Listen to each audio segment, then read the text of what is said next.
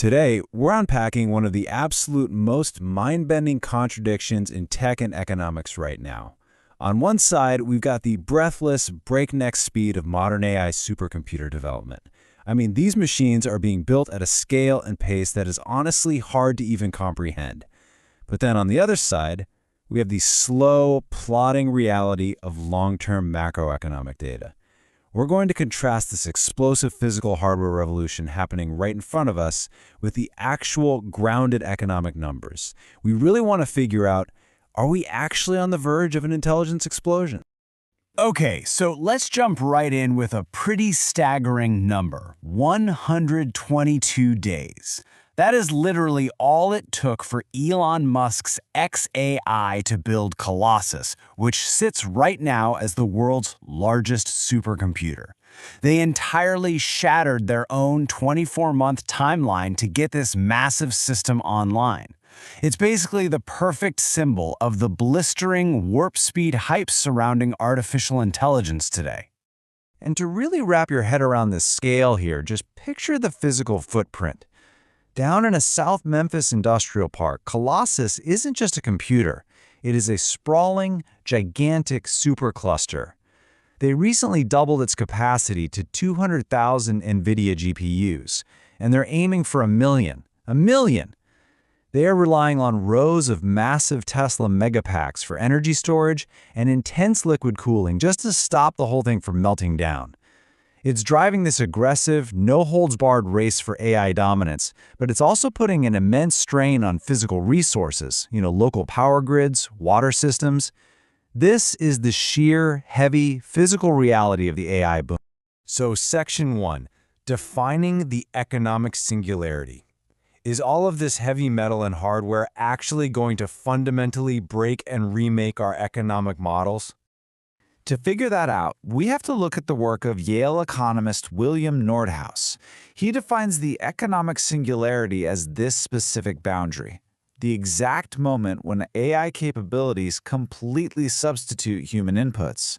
Basically, if you reach a point where it's incredibly easy and cheap to just swap out a human for a machine, you cross a critical threshold.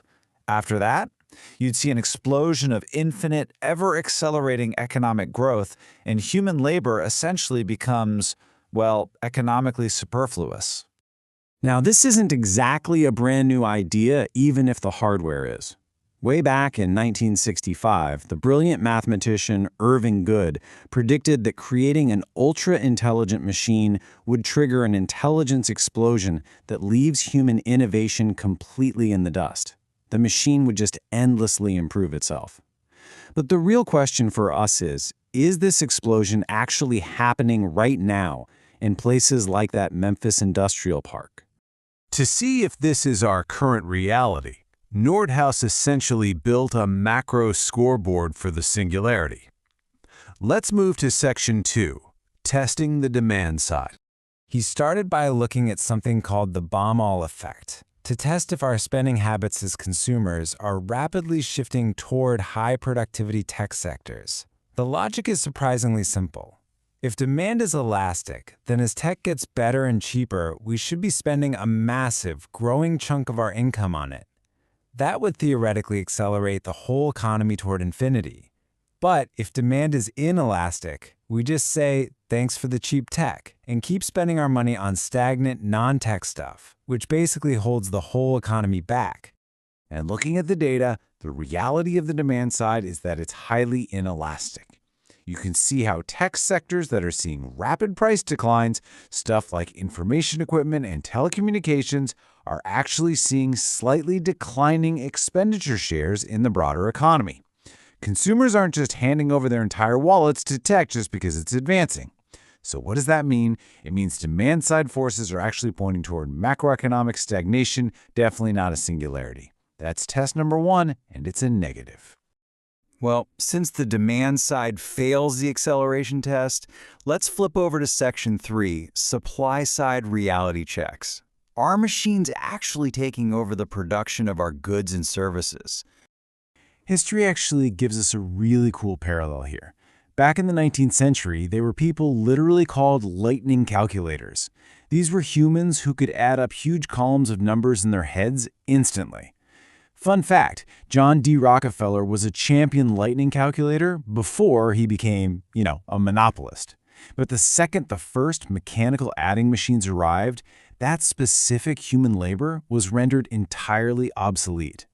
The singularity really hinges on whether modern AI is fully substituting modern human labor across the board in that exact same way. So to measure this today, Nordhaus developed 6 specific diagnostic tests on the supply side. Think of these as the rest of our scoreboard. We're looking for accelerating productivity, a rising share of capital in national income, plummeting capital prices, a rising ratio of capital to output, a rising share of information capital specifically, and, this might sound surprising, rapidly rising wages for the humans who are still in the loop. Let's check the score. All right, look closely at our first supply-side test, multi-factor productivity. Now, if the singularity was here, that trend line should be rocketing straight off the top of the chart.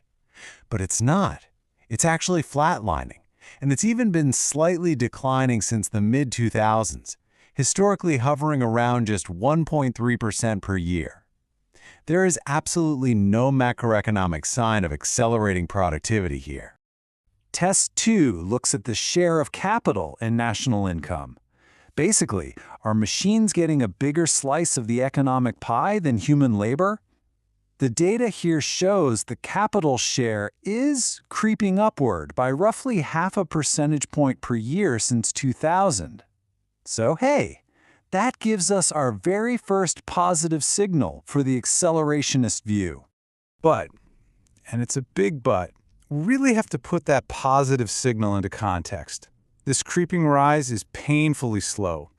If you run the numbers on Nordhaus's regression models, for economic growth to hit that crazy, explosive 20% a year singularity threshold, the capital share of income has to cross 80%. At the current sluggish rate it's increasing, we wouldn't hit that critical threshold until roughly the year 2100. And it gets tougher for the hype when we look at tests 3 and 4, the real capital output ratio and the relative decline of capital goods prices. Both of these indicators flat out fail the singularity test. I mean, if AI was truly eating the world right now, the cost of capital should be an absolute freefall relative to human wages, and the sheer efficiency of our machines should be exploding.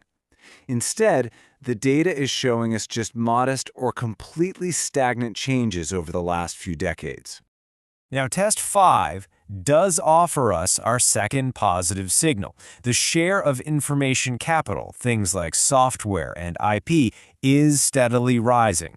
So good news for the tech optimists there. But again, you run the math, and we wouldn't mathematically hit the inflection point required for a singularity for well over a century. And finally, the last supply-side test, and this one really impacts all of us, real wage growth. In a true singularity scenario where capital is infinitely productive, human wages should be absolutely exploding in absolute terms.